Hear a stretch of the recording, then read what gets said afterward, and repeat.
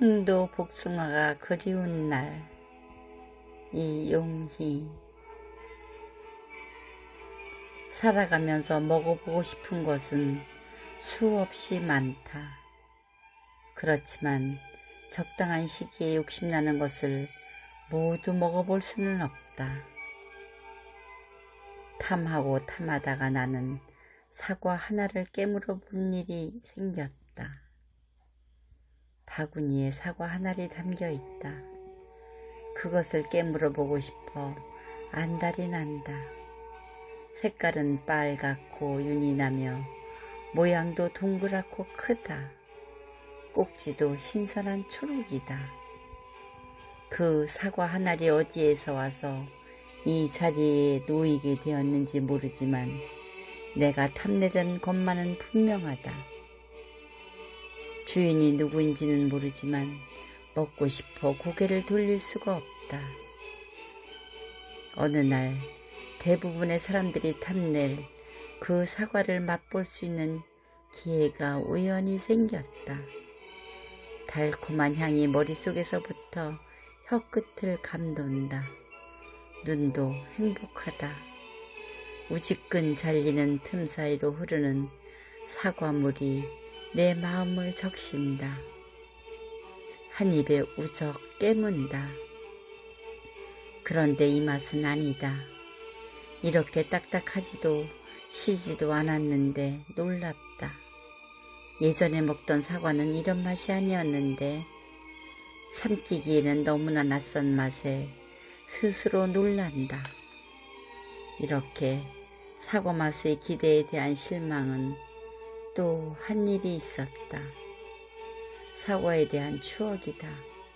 북유럽 여행에서 오랜 시간을 버스로 이동하는 지루한 시간이었다.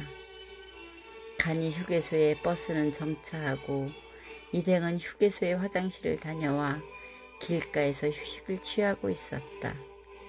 그때 길가에 심어진 사과나무 한 그루에 조롱조롱 빨갛고 작은 사과가 매달려 있는 것이 눈에 띄었다. 마치 저물녘에 빛나는 샛별처럼 반짝였다. 우리 일행은 주먹의 반도 안 되는 사과를 따먹으며 기쁨을 가슴속에 담았다. 그날 맛보았던 사과의 그리움은 지워지지 않았다. 그래서 여행에서 돌아온 그 다음의 봄에 그 품종과 같은 사과나무 묘목을 구해서 심었다. 몇 해가 지나고 가을이 되었다. 가로수에서 따먹었던 것과 같은 품종의 사과가 조롱조롱 열렸다. 그것을 따먹고 그때만큼의 기쁨을 느끼지 못한 것은 무엇일까? 사과는 작고 씨앗은 많아 먹어볼 것도 없이 귀찮기만 했다. 이것을 왜 심었을까 후회가 되었다. 그렇게나 맛이 좋아서 심고 가꾼 사과의 맛에 실망하는 것은 무엇 때문일까? 이미 시간은 지나고 내가 그 사과를 탐냈던 상황이 아닌 것이다. 세월 따라 입맛도 변했다. 상황도 달라졌다.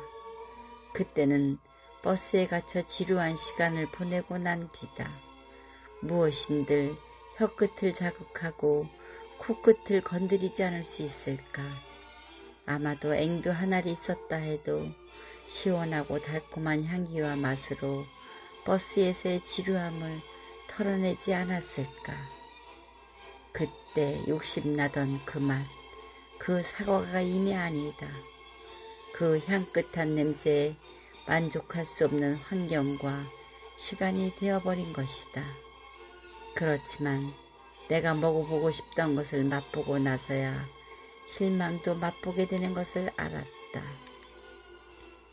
나는 전문직이고 평생을 그 일을 하며 살아왔다.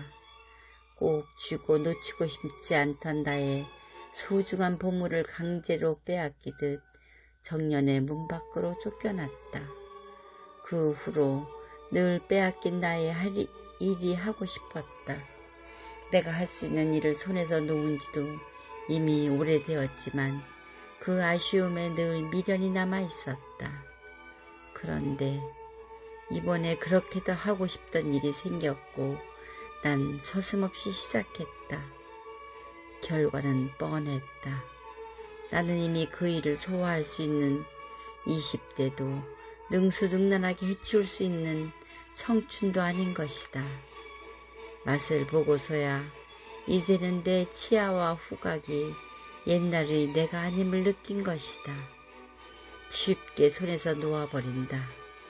손에 쥐어보고서야 그것을 거뜬히 들 수 있는 힘이 없다는 것을 느끼게 된 것이다. 내 몫이 아닌 것을 힘겹게 들어야 할 이유가 없다.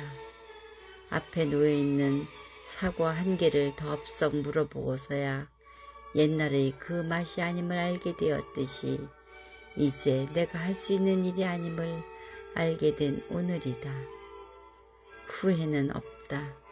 깨물어보지 않았더라면 나는 죽을 때까지 그 사과의 맛을 그리워했을 테고 그 옛날의 맛에 대한 그리움으로 소가리를 하며 살았을 테니 다행이다. 떫어진 맛이건 시큼한 맛이건 다시 깨물어 맛보고 나니 시원하다. 이제 그 사과는 내게는 맞지 않는 과일이라고 제쳐놓을 수 있을 테다. 달콤하고 부드러운 바나나 하나와 한 입 베어 물면 물이 주르르 흐르는 황도 복숭아가 그리워진다.